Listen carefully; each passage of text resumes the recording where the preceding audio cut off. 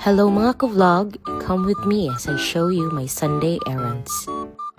So, humana naman mig simbalay, I will go back again sa worky para maghatod ug mga stocks kay pahurutay naman. So, here I am na naman noon, here I am nag-arsa og mga stocks sa butang sa ref kay pertidyong bug-ata ana nag-effort jud ko day, di lalim. Whew!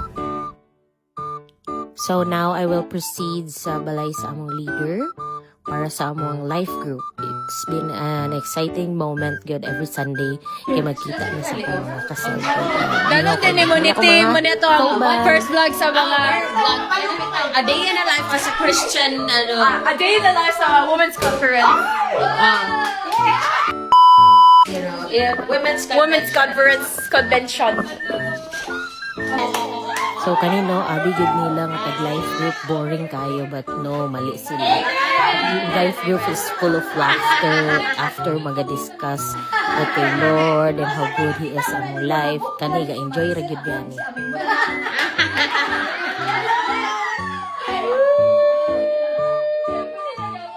So kani ginatis na mo ang among isa ka kauban kay libre ko na daw siya sa among conference, no? So excited kayo mi ani mo na sige ra gyud mig pangatawa kay libre na good.